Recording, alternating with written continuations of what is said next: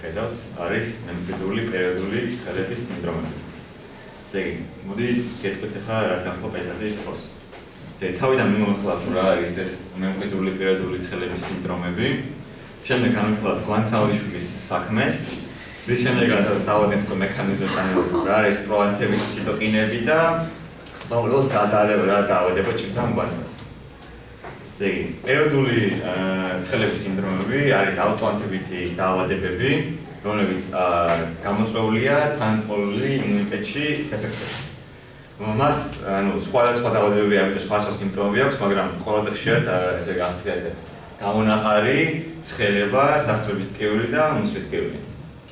და ასეთ სისტემური და ლოკალური ანთებები.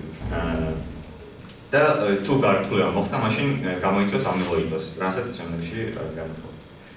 ზეგი, განვიხილავთ გვანცავალიშვილის საქმე, რომელიც კლინიკაში მოკლედ დაიბადა ვადაზე, ამიტომ გართულება არ ქონია თავიდან. მაგრამ შემდეგ აჩვენა უკვე ნიშნები ნერვული ბზომბილობის ნერვის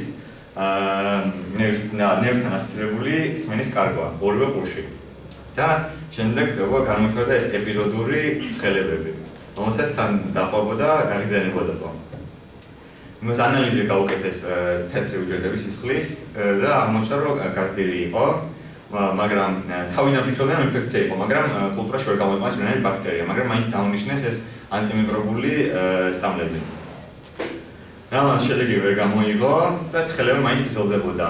შემდეგ დედამისმა შეამჩნია ეს წითელი გამონაყარი, რომელიც ექიმმა თქვეს, რომ იყო ანტიბიოტიკების მიერ გამოწვეული ურტიკარია. მაგრამ საბოლოოდ დიდხანს იყო კლინიკაში, არნაირ არ მოხდა და საბოლოოდ გაწერეს სახში. სიმპტომები გრძელდებოდა, ნელა იზრდებოდა და ვითარდებოდა თავისი ასაკთან შედარებით. ტესტებმა გამოამჟღავნეს კიდევ პროგრესული სმენის კარგვა, სიყვარულამდე მიდიოდა და გვანცას გაუკეთეს სმენის აპარატი.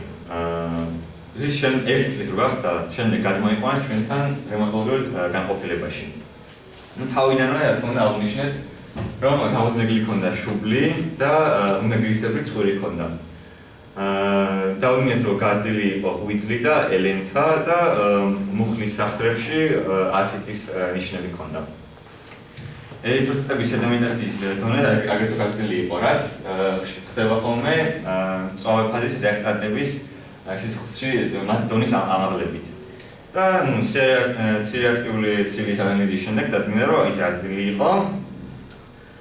რის შემდეგაც, ანუ ამ სიმპტომების შეჭამის შედეგად დადგინდა დიაგნოზი ნეონატალური ანთებითი დაავადება, ანუ იგივე ქრონიკული ინფანტილური კანისა და სახსრების ნევროლოგიური სინდრომი. გენეტიკური ტესტი რაც უნდა ჩაუწერა შემდეგ და აღმოჩნდა მუტაცია NLRP3 გენში. მას მიცეს ანაკინრა, რომელიც არის ინტერლეიკინ 1-ის რეცეპტორის ანტაგონისტი, მექანიზმს განვიხილავთ მე გავიგებთ რატო. და გამოისმენეს, გამოჯანმრთელდა, თუმცა ეხლა 2 წლის ასაკში კიდევ ჭირდება ამ ანაკინრიდან მკურნალობა. ესე იგი თავიდან სანგადოთ უშუალოდ მექანიზმებზე ზოგადად მიმოვიხილოთ ანთების პირველი ნაბიჯები. ესე იგი როგორც ვიცით, ანთება თავიდან იწვევს ტკივილს, შეშუპებას, სიცხეს და სიცხეს. ასევე ხდება ლოკალურად სისხლის შედევრება ფიზიკური ბარიერის წარმოსაქმნელად. და ამ ყველაფერს განაგებენ ანთებითი მედიატორები. ამ ანთებითი მედიატორების შორის არის ეს პროანთებითი ციტოკინები, რომლებიც ინარჩუნებენ ამ ანთებას. მთავარი პროანთებითი ციტოკინები არის ინტერლეიკინ 1 ბეტა, TNF-ალფა და ინტერლეიკინ 6. იგი მაკროფაგები, ნეიტროფილები, მონოციტები აიქვამენ შიდა უჯრედული და გაიუჯრედული რეცეპტორებით ამ ბაქტერიებს. მოკლედ აიყვება node-like რეცეპტორები, რომლებიც არის რო იყოფა ორ ოჯახად, node და NLRP. ეს NLRP არის მონოციტები მაკროფაგებზე და ნეიტროფილებში, რომლებიც როგორც წესი არააქტიურ ფორმაში არიან აქსიურული ცილების საშუალებით. და თქვათ თუ რაიმე ტოქსინი, ოქროსპექტაფლობის ტოქსინი თუ იმოქმედებს უჯრედზე, ხდება უჯრედიდან კალიუმის იონების გაჟონვა, რაც გამოიწვევს ამ მაინფილტრირების დაშორებას NLRP-დან და იწვევს მის გააქტიურებას. ანუ ეს NLP მოკლედ უჯრედის დაზიანების და სტრესის სენსორები არიან ერთგვარი. ყველაზე კარგად აღსანიშნავი NLP არის NLP-3, იგივე კრიოპირინი. NLP-3 არის დიდი ცილის კომპლექსის ინფლამასომის ნაწილი, ერთ-ერთი ნაწილი. ეს ინფლამასომა აქტიურებს ფერმენტ კასპაზა 1-ს, რომელიც ინფლამასომას დაკავშირების შემდეგ ახდენს ინტერლეიკინ 1 ბეტას და ინტერლეიკინ 18-ის წინამორბედების დახვრეტას, რითიც ის გადადის მათ აქტიურ მოლეკულებად, ის უნდა ხდება მათი სინთეზი. ხვდებათ ინტერლეიკინ 1 ბეტა რა გამოსახდეს ორგანიზმზე. ესე იგი, ის ტვინში იწვევს კარბოქსიოგენაზა 2-ის დონის გაზდას, მაშინ რაც დაუკავშირდება ინტერლეიკინ 1-ის რეცეპტორს. ეს კარბოქსიოგენაზა 2 პროსტაგლანდინ E2-ის დონეს აწევს ტვინში, რაც იმოქმედებს თერმორეგულატორულ ცენტრზე, რის შემდეგაც განვითარდება ცხელება. შემდეგ ენდოთელიუმზე, ასევე ინტერლეიკინ 1-ის რეცეპტორზე მოქმედებით აინდუცირებს მათ, რომ დაასინთეზონ ინტერლეიკინ 6 და ასევე იწვევს გამონაყარს. ეს ინტერლეიკინ 6 ღვიძლს ასტიმულირებს, რომ გამოყოს სწავლე ფაზის რეაქტანტები. და ასევე ძვლის ტვინში აინდუცირებს სისხლის ფირფიტების სინთეზს. ინტერლეიკინ 1 ბეტა ძვლის ტვინში მოქმედებს, რომ ნეიტროფილების და მათი წინამორბედების მობილიზაციით და ასევე ეხმარება ინტერლეიკინ 6 ფირფიტების სინთეზში.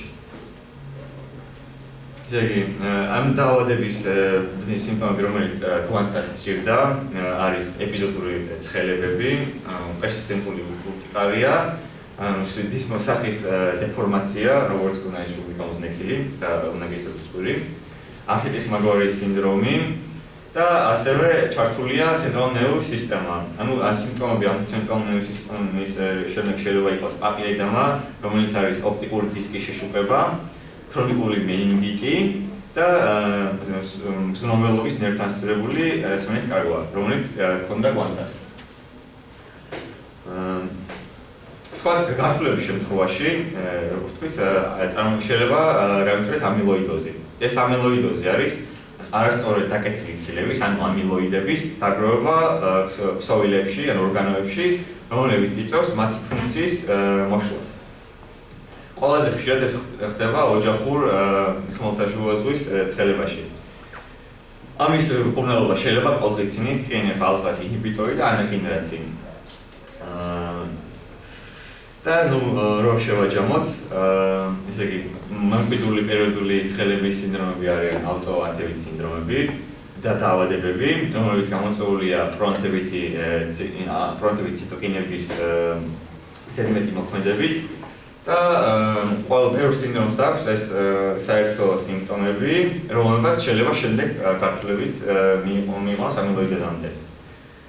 ნეონატალური ანთებით დაავადება, ანუ ეს ქრონიკული ინფანტილური კანისა და სახსრების ნევროლოგიური სინდრომი გამოწვეულია ამ ინტერლეიკინ 1 ბეტას სიჭარბით, რომელსაც გამოყავს მონაცდები მაკროფაგები ანთების დროს.